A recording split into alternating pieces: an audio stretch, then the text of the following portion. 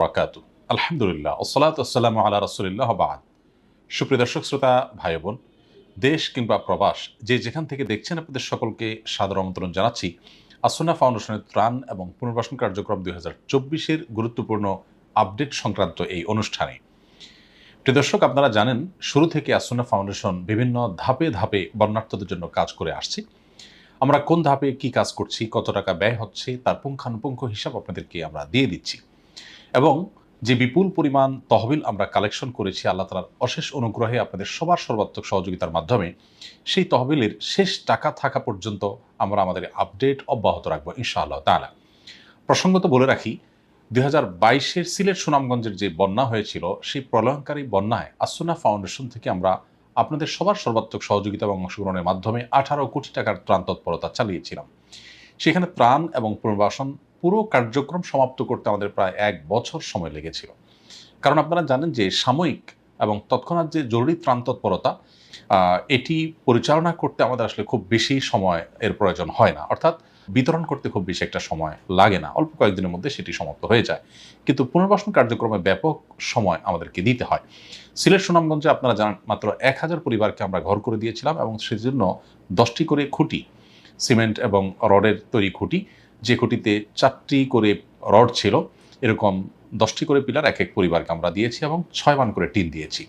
তো এর জন্য আমাদেরকে 10,000 পিলার তৈরি করতে হয়েছে। অর্ডার করা পিলার দিলে সেরকম কোয়ালিটি হয়তো থাকবে না, সেজন্য আমরা নিজেদের তত্ত্বাবধানে আমাদের স্বেচ্ছাসেবকরা দাঁড়িয়ে থেকে সেখানে 10,000 পিলার তৈরি করিয়েছেন। তো পুরো কার্যক্রম শেষ করতে একটা লম্বা সময় লেগেছে।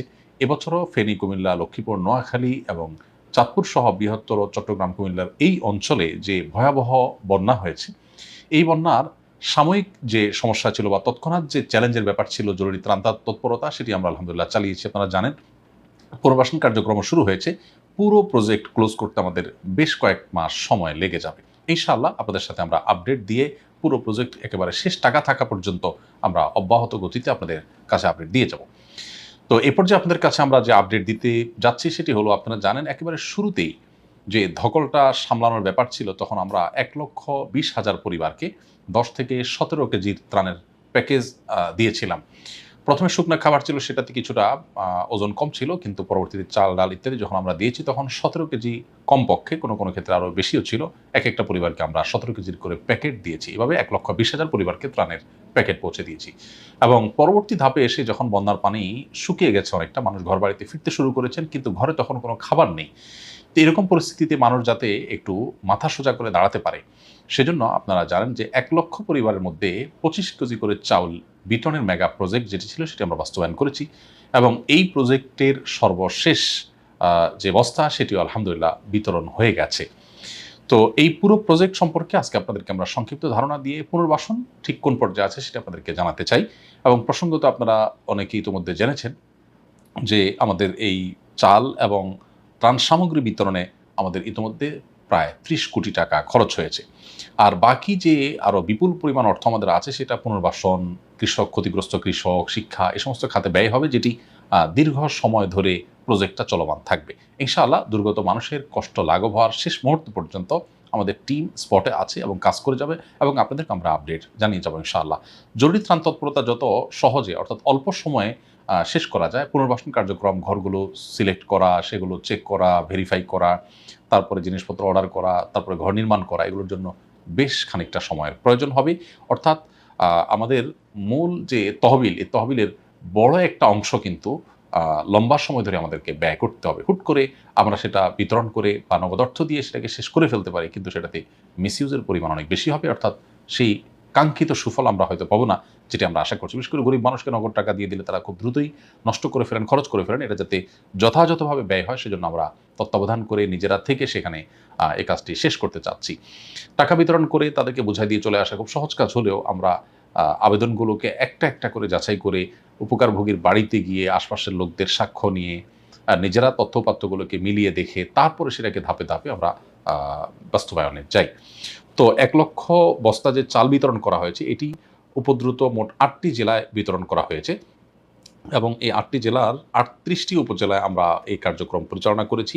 এবং 1 লক্ষ পরিবারকে 25 বস্তা করে চাল বিতরণের কার্যক্রম, এটি 325টি ইউনিয়নে আমরা বাস্তবায়ন করেছি। অর্থাৎ ৮টি জেলার ৩৮টি উপজেলার ৩২৫টি ইউনিয়নে আমাদের এই চাল বিতরণ কার্যক্রম আমরা চালিয়েছি।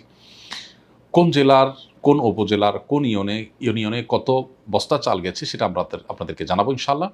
আর তাদের বিস্তারিত তথ্য, উপাত্ত, নাম, ধাম, তাদের স্বাক্ষর, তাদের ঠিকানা এগুলো সবগুলো আমাদের ফাউন্ডেশনে সংরক্ষিত আছে।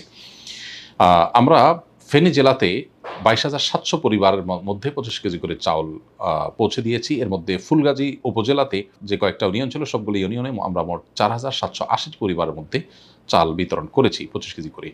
ফেনী সদর উপজেলার যতগুলো ইউনিয়ন আছে সবগুলো ইউনিয়নে আমরা মোট ৩,৫২০টি পরিবারের কাছে চাউল পৌঁছে দিয়েছি। পরশুরামের সবগুলো ইউনিয়নে ২,৭২০টি পরিবারের মধ্যে চাল পৌঁছে দিয়েছি। দাগনভূঞার সবগুলো ইউনিয়নে ৪,০৮০টি পরিবারের মধ্যে চাল আমরা পৌঁছে দিয়েছি। সোনাগাজীর সবগুলা ইউনিয়নে ৪,০৮০টি পরিবারের মধ্যে চাল বিতরণ করা হয়েছে। ছাগলনাইয়ার সবগুলো ইউনিয়নে ৩,৫২০টি পরিবারের কাছে চাল পৌঁছানো হয়েছে। নোয়াখালী জেলায় সর্বমোট চাল বিতরণ কার্যক্রমের উপকারভোগীর সংখ্যা হলো ২৭,০৫৬টি পরিবার। এর মধ্যে সদর থানায়, নোয়াখালী সদর থানাতে সবগুলা ইউনিয়নে মোট ৩,৭৮৪টি পরিবারের মধ্যে চাল বিতরণ করা হয়েছে। বেগমগঞ্জের সবগুলো ইউনিয়নে ৪,০৩৫টি পরিবারের মধ্যে চাল বিতরণ করা হয়েছে। সদর ও বেগমগঞ্জ উপজেলার বন্যা দুর্গত বিভিন্ন মাদ্রাসাগুলো, আবাসিক মাদ্রাসাগুলো, এতিমখানা, গরিব যারা আছে তাদেরকে ১৯৬টি চালের বস্তা সেখানে বিতরণ করা হয়েছে। আর সোনাইমুড়ি উপজেলার সবগুলা ইউনিয়নে ৪,০৫০টি দুস্থ পরিবারের মধ্যে চাল বিতরণ করা হয়েছে। চাটখিল উপজেলার সবগুলা ইউনিয়নের বন্যা দুর্গতদের মধ্যে ৪,১২২টি পরিবারের মধ্যে চাল বিতরণ করা হয়েছে। কোম্পানিগঞ্জে বিতরণ করা হয়েছে ৩,৮৬০টি পরিবারের মধ্যে। কবিরহাটের বিতরণ করা হয়েছে ৩,৫০০টি পরিবারের মধ্যে। সেনবাগে করা হয়েছে ৩,৬০০টি পরিবারের মধ্যে।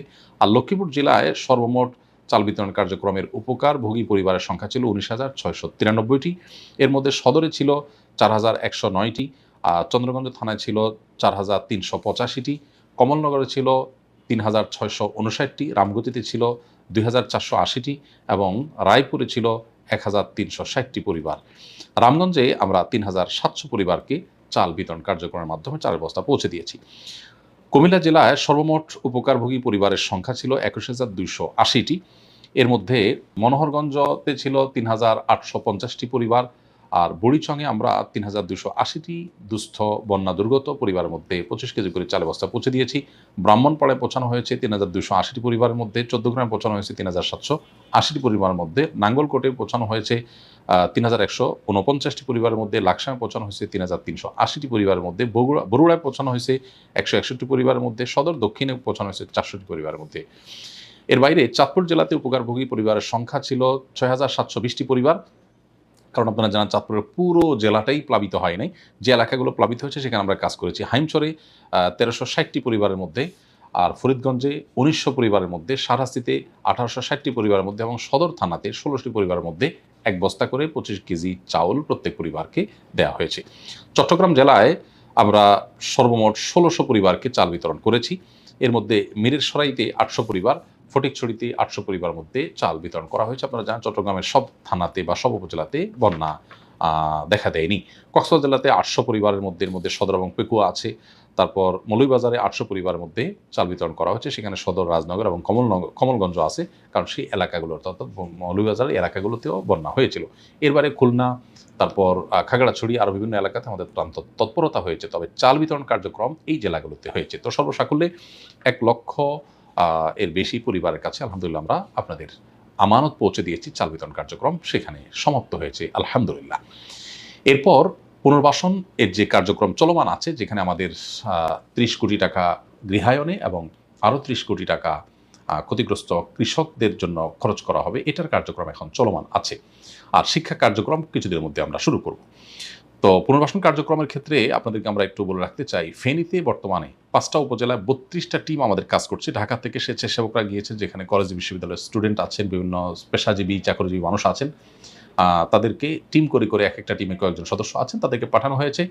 তারা ফেনী জেলার ৫টা উপজেলায় ৩২টি টিম হয়ে কাজ করছে। তারা প্রত্যেকটা এলাকা ঘুরে ঘুরে ঘুরে দেখে দেখে আমাদের কাছে যে আবেদনগুলো আছে সেগুলো যাচাই করছে। আর আবেদনের বাইরেও যদি কোনো উপকারভোগী পান যে বন্যায় ক্ষতিগ্রস্ত হয়েছেন, তাদের তথ্য উপাত্ত তারা নির্দিষ্ট ফরমে উঠায় নিয়ে আসছেন। সেগুলো আবার র্যান্ডমলি যাচাই করা হবে। তারপর ইনশাআল্লাহ আমরা উপকারভোগীদেরকে বিশেষ করে যারা কৃষক ক্ষতিগ্রস্ত হয়েছেন তাদেরকে মোবাইল ব্যাংকিংয়ের মাধ্যমে নগদ অর্থ সহায়তা পৌঁছে দিব। আর যারা ঘরবাড়ি ক্ষতিগ্রস্ত হয়েছেন তাদেরকে, যারা খুব বেশি ক্ষতিগ্রস্ত হয়েছেন তাদের পুরো ঘর নির্মাণ, যারা আংশিক ক্ষতিগ্রস্ত হয়েছেন তাদের ক্ষতির পরিমাণ অনুসারে আমরা তাদেরকে সহায়তা করবো ইনশাআল্লাহ তাআলা। নোয়াখালী সদরে বর্তমানে 14টা টিম আমাদের কাজ করছে, যারা পুনর্বাসনের জন্য তথ্যপাত্র সংগ্রহ করছে এবং ফিল্ডে তারা ঘুরে ঘুরে এগুলোকে ফর্মে লিখছে। এরপর ইনশাআল্লাহ ধারাবাহিকভাবে লক্ষ্মীপুর এবং চাঁদপুরেও কাজ চলবে, কারণ লক্ষ্মীপুরের কোনো এলাকাতে এখনও পানি পুরোপুরি নামে না, সেখানে ইনশাআল্লাহ আমরা খুব শীঘ্রই কাজ শুরু করব। আর এর বাইরে বন্যা দুর্গত যে এলাকায় চাল বিতরণ করা হয়েছে সেখানে উপকারভোগী বাছাইয়ের ক্ষেত্রে ফাউন্ডেশন অফিসিয়াল যে কর্মকর্তারা ছিল তারা স্থানীয় স্বেচ্ছাসেবকদেরকে সাথে নিয়ে উপকারভোগী ঘুরে ঘুরে নিজেরা যাচাই করে তারা তালিকাভুক্ত করেছেন এবং তাদেরকে টোকন দিয়ে এসেছেন। সেই টোকন নিয়ে নির্দিষ্ট সময় তারা একত্র হয়েছেন কোনো একটা জায়গায়, সেখানে আগে বস্তাগুলো সব রেডি করা হয়েছে, এরপর তাদের হাতে বস্তাগুলো কয়েক মিনিটের মধ্যে হস্তান্তর করার চেষ্টা করা হয়েছে। সকল উপকারভোগীর নাম, পিতার নাম, ঠিকানা, পেশা, মোবাইল নম্বর, স্বাক্ষর সম্বলিত শীট আমাদের অফিসে সংরক্ষিত আছে। অর্থাৎ 1 লক্ষ পরিবার যে চাল গ্রহণ করেছে সেটার বিস্তারিত তথ্য উপাত্ত আমাদের কাছে আছে। যে কোনো আমাদের ডোনার, আমাদের সদস্য, যে কোনো ভাই ফাউন্ডেশনে এসে যে কোনো সময় দেখতে পারবেন। এছাড়া ধর্ম বর্ণ নির্বিশেষ উপকারভোগী আমরা নির্বাচন করেছি। উপকারভোগী হিসেবে বন্যা দুর্গত হতদরিদ্র পরিবারগুলোকে আমরা বাছাই করে করে নির্বাচন করেছি। বিতরণ প্রক্রিয়াতে আমরা লক্ষ্য করেছি যে নির্দিষ্ট দিনে সকল উপকারভোগী একত্র হবেন, সেখান থেকে বিতরণ করব। কারণ আপনারা জানেন যে বড় স্কেলে কাজ করলে প্রত্যেকের ঘরে ঘরে পৌঁছে দেওয়া আসলে সম্ভব না, এতে নিরাপত্তাজনিত সমস্যাও দেখা দেয়। এর বাইরে আমরা বিতরণের ছবি, ভিডিও ফুটেজ এগুলো সব সংরক্ষণ রেখেছি এভিডেন্স হিসাবে। এছাড়া বন্যা দুর্গত এলাকার হতদরিদ্র ইমাম, মুয়াজ্জিন, গ্রাম পুলিশদের বিশেষভাবে গুরুত্ব দিয়ে বিতরণ ব্যবস্থা করা হয়েছে। বিতরণের ক্ষেত্রে সংখ্যালঘু জনগোষ্ঠীকে বিশেষ প্রায়োরিটি প্রদান করা হয়েছে। শুধুমাত্র জ্যোতির্পাল মহাথের বৌদ্ধ অনাথ আশ্রম, সম্ভবত লাকসাম, এখানে বিভিন্ন ধর্মবর্ণের মানুষের মধ্যে 950টি পরিবারকে 1 বস্তা করে চাল দেওয়া হয়েছে। প্রত্যেকটি চালের বস্তা আমাদের অফিসিয়াল কর্মকর্তার উপস্থিতিতে উপকারভোগীর হাতে তুলে দেওয়া হয়েছে। কারোর কাছে 10 বস্তা দিয়ে আসলাম, আপনি দিয়ে দিয়েন বা উনি দিয়ে দিবেন, এরকম করে কোথাও আমরা কোনো চাল আপনাদের আমানত আমরা বিতরণ করিনি। আরেকটা গুরুত্বপূর্ণ বিষয় হলো বন্যা দুর্গত এলাকার সকল শ্রেণী পেশা মানুষদের জন্য আমাদের কার্যক্রম অব্যাহত ছিল। বিশেষ করে স্থানীয় স্বেচ্ছাসেবক, স্থানীয় প্রশাসনের কর্মকর্তা, আইনশৃঙ্খলা রক্ষাকারী বাহিনী, সেনাবাহিনীর সদস্যবৃন্দ, মসজিদের ইমাম, স্থানীয় মাদ্রাসা এবং অন্যান্য শিক্ষা প্রতিষ্ঠানের শিক্ষকরা আমাদেরকে এই পুরো কার্যক্রমে ব্যাপকভাবে সহযোগিতা করেছে। আমি তাদের সবাইকে ধন্যবাদ দিচ্ছি এবং সবাইকে আমি কৃতজ্ঞতা জানাচ্ছি। আমাদের সাংবাদিক ভাইরা অনেকে আমাদের সাথে সহযোগিতা করেছেন, তাদের প্রতি আমাদের বিশেষ কৃতজ্ঞতা আমরা জানাচ্ছি। আল্লাহ রাব্বুল আলামিন আসুন্নাহ ফাউন্ডেশনের সমস্ত কার্যগুলোকে সবচাইতে বেশি সুন্দরভাবে সুচারুরূপে যেন আমরা সম্পাদন করতে পারি সেই তৌফিক দান করুন। আপনারা যেন আমাদের সাথে ছিলেন, সাথে আছেন, আপনাদের দোয়া আমরা চাই। আল্লাহ যেন আমাদেরকে আপনাদের আমানত রক্ষার শেষ মুহূর্ত পর্যন্ত চেষ্টা করার তৌফিক দান করেন। আবারও আমি বলছি প্রিয় দর্শক, বন্যা পরবর্তী যে পুনর্বাসন কার্যক্রম রয়েছে, আমাদের মোট তহবিলের বিপুল পরিমাণ বড় অংশের টাকা কিন্তু এখানে খরচ হবে এবং এই টাকা পুরোটা খরচ করতে আমাদের বেশ কয়েক মাস লেগে যাবে। তবে আপনাদেরকে আমরা নিয়মিত বিরতিতে আপডেট দিতে থাকবো, যেহেতু আমাদের কাজ চলমান আছে। অনেকে হয়তো দুর্গত এলাকা ছেড়ে চলে এসেছে, আসুন্নাহ ফাউন্ডেশনের এখনও বহু টিম সেখানে কাজ করছে এবং শেষ হওয়া পর্যন্ত, অর্থাৎ পুরো প্রজেক্ট শেষ হওয়া সমাপ্ত হওয়া পর্যন্ত আমাদের টিম সেখানে থাকবে এবং কাজ করবে। আল্লাহ তাআলা আমাদেরকে আমাদের সাধ্য অনুযায়ী সবচেয়ে বেটার যে সেবাটা সেটা দেওয়ার তৌফিক দান করুন এবং আপনাদের আমানত আমাদেরকে রক্ষা করার তৌফিক দান করুন। জাযাকুমুল্লাহ খাইরা। আসসালামু আলাইকুম ওয়া রাহমাতুল্লাহি ওয়া বারাকাতুহু।